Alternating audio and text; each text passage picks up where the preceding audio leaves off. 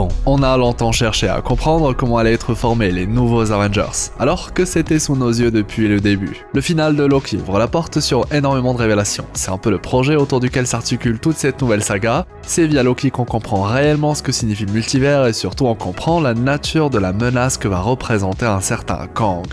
Alors qu'on a assisté à la création des premiers Avengers pour contrer l'attaque initiée par Loki, cette fois on va assister à la formation d'une nouvelle équipe par Loki. Sortez vos costumes de super-héros, installez-vous confortablement et explosez le pouce bleu avec le corps de l'infini. Je suis HeroesF et aujourd'hui, on parle des nouveaux Avengers du multivers. Bon visionnage.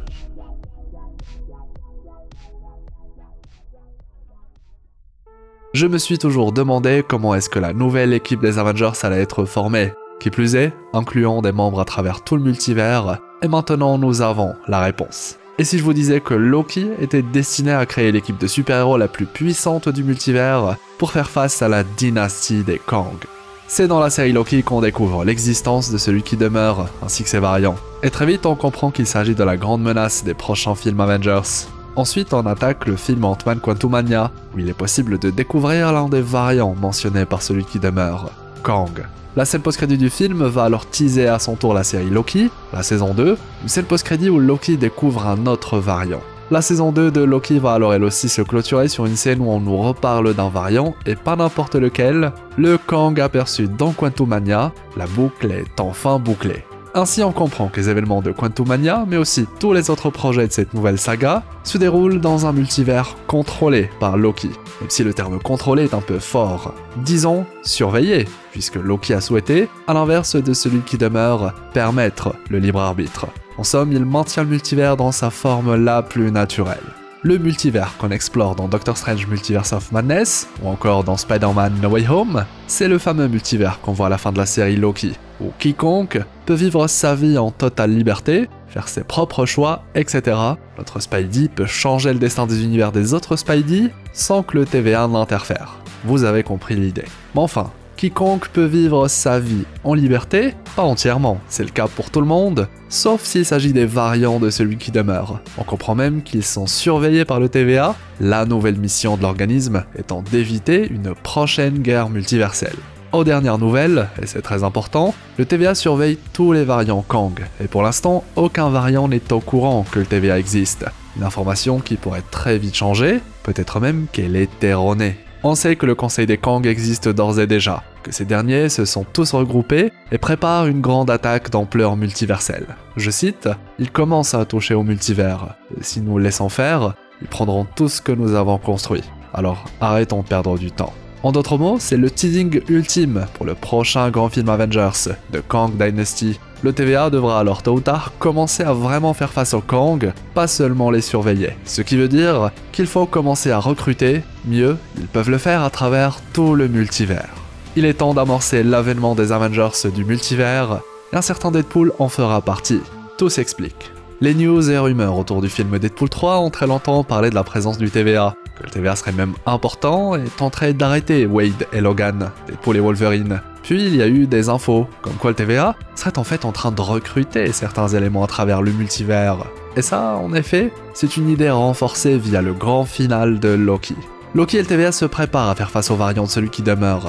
Ils se préparent à vivre la guerre multiverselle prophétisée par celui qui demeure. Et cette fois, ils souhaitent que les choses changent. Ce qui veut dire que Loki devra prendre les choses en main dans le prochain grand film Avengers. Ce n'est pas un hasard si Loki nous rappelle dans la saison 2 qu'il a affronté les Avengers. C'est un rappel nécessaire pour expliquer qui sera contacté par Loki, et donc le TVA. Loki n'est pas devenu un gardien du temps pour rien, il a le pouvoir de voir tout ce qui se déroule à travers tout le multivers, et donc le pouvoir ultime pour repérer les éléments les plus importants, les nouveaux membres des Avengers. On peut enfin le dire, Loki est notre nouveau Nick Fury, et il va piocher dans une infinité d'univers pour le nouveau roster.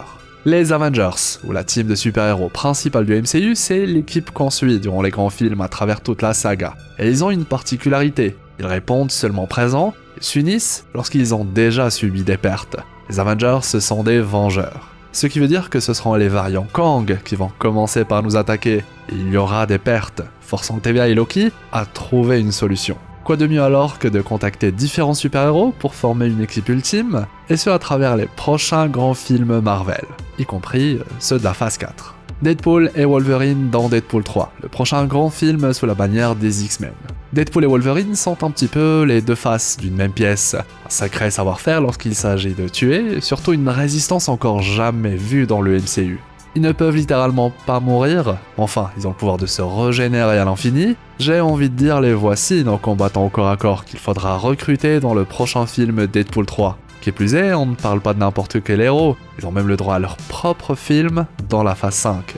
Ensuite, les 4 Fantastiques. Le film est annoncé, et pourrait même nous conter la rencontre de ces derniers avec l'un des variants de Kang, le fameux Ramatut. Souvenez-vous, même le final de Loki vient ajouter une couche, une pyramide, un sphinx, Ramatut est teasé. Les 4 Fantastiques sont un petit peu les scientifiques, mais pas que, ils possèdent chacun un pouvoir unique qui leur permet de faire partie du panthéon des plus grandes équipes super-héroïques de l'univers Marvel. Monsieur Fantastique pourrait même devenir notre nouveau Tony, et puis il ne faut pas oublier qu'il est possiblement lié à Kang, personnellement. Dans les comics, il est l'un de ses ancêtres. Les portails de téléportation qu'il possède sont par exemple répliqués par les variants Kang dans le MCU. Un possible indice autour de cette fameuse connexion, y compris dans le MCU. Sans grande surprise, les Spider-Man seront eux aussi très importants. De très grandes rumeurs indiquent non pas seulement qu'ils seront présents dans les films Avengers, mais en plus qu'ils seraient des membres très importants dans la guerre contre Kang, surtout le Spidey de Tobey. Et puis dans Spider-Man No Way Home, les Spidey se disent à la prochaine, déjà un teasing autour du fait que ce ne sera pas leur dernière rencontre. Désormais, ils font partie intégrante du MCU et ils sont un atout considérable pour une team Avengers version multivers. On le sait, le TVA le sait, et Loki encore plus. Un film Doctor Strange 3 a déjà été annoncé. Aucune surprise puisque le projet avait déjà été teasé dans la scène post-crédit de Multiverse of Madness. Doctor Strange est d'ailleurs l'un des membres les plus importants que Loki et le TVA devraient contacter, car lui possède le pouvoir de contrer des incursions. Il en a causé une dans son deuxième film, et Clea, sorcière suprême de la dimension noire, était justement venue pour qu'ensemble ils trouvent un moyen d'y remédier. Une quête très importante qui va permettre d'amener une solution dans un film comme Secret Wars, créant le parallèle avec Endgame, où Strange avait là encore créé la différence en menant son propre plan secret. Une intrigue secrète en dessous de l'intrigue principale. Comme dans la première saga, Doctor Strange n'a pas besoin de faire directement partie de la nouvelle équipe Avengers. Lui, il est du genre à agir en solo, peut-être en duo avec Clea. Il est très efficace lorsqu'il s'agit de trouver des failles que les Avengers vont utiliser. Et puis, il y a une information capitale qu'on a tendance à oublier. Doctor Strange a présenté dans son deuxième opus comme l'être le plus dangereux de tout le multivers. Ses variants sont aussi dangereux que les Kang. Et à la manière d'un Thanos contre Strange, je vois bien le Docteur faire face à Kang de la même manière, soit tenter de le manipuler pour gagner du temps, préparer un plan top secret que même les Avengers du multivers ignorent, mais qu'ils vont découvrir que lorsque le tout sera terminé. Clairement, Doctor Strange est le héros le plus important du MCU de mon point de vue, il l'a prouvé face à Thanos, il le prouvera aussi face au Kang. Il sera forcément contacté par le TVA dans son troisième opus. Cette fois, en se basant seulement sur certaines rumeurs, le retour des Avengers originels serait envisagé par Marvel Studios. On a déjà creusé l'info dans une vidéo dédiée. Et grâce au final de Loki, on peut enfin comprendre comment un tel retour pourrait s'articuler. Loki via le TVA peut récupérer les Avengers originels. Par contre, est-ce qu'ils ont tous leur place dans un tel affrontement? Je ne sais pas. Hawkeye et Black Widow seraient par exemple dépassés par les compétences d'un conquérant multiversel comme Kang, mais pas Hulk, pas Thor, etc. Dans tous les cas, Thor et Hulk sont quant à eux toujours en activité. Thor est même plus fort que jamais. Que Loki recrute son frère pour la nouvelle équipe des Avengers, c'est plus que cohérent, car en plus il a pu découvrir ce que son frère a accompli et surtout, il a vu que son frère ne l'a jamais oublié.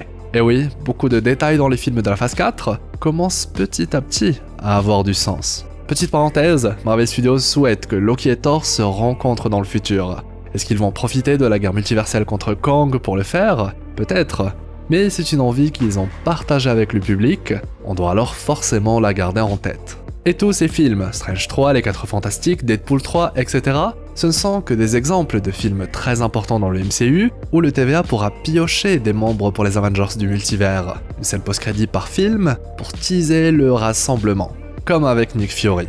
A noter que l'un des membres les plus importants d'une telle équipe, c'est un Loki, Sylvie, qui possède encore le pas temporel de celui qui demeure, là aussi un outil capable de réunir plusieurs super-héros à travers tout le multivers. Vous vous souvenez des portails qui s'ouvrent dans Endgame amenant tous les héros des 3 premières phases? On pourrait avoir une scène similaire, cette fois avec les portails du TVA qui s'ouvrent de partout, amenant des héros de tout le multivers. Les variants de Kang sont une menace d'une dangerosité jamais vue, mais pour une fois, les héros qu'on suit durant cette saga sont pour certains tout aussi forts et dangereux. La dynamique est complètement différente, j'adore ça. Doctor Strange, Thor, Loki, Wolverine et j'en passe. Cette fois on a une équipe capable de faire le poids, ce qui veut dire que les prochains films Avengers seront très différents des anciens. La vraie menace cachée de cette saga, c'est que des super-héros soient obligés de se faire la guerre, car Secret Wars pourrait adapter un tel événement, des Avengers contre d'autres Avengers. Dans un cas comme dans l'autre, on va se régaler, espérant que Loki et le TVA fassent le bon choix en piochant les super-héros les plus puissants du multivers. En tout cas, il y a du choix. Et vous alors, vous choisiriez qui? Rendez-vous dans l'espace commentaire.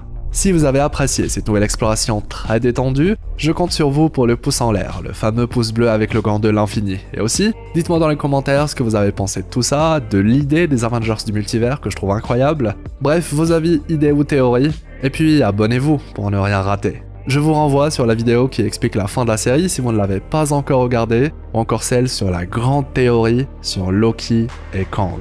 Une belle journée, une agréable soirée. C'était Hirosef, votre explorateur d'univers préféré, pour vous servir.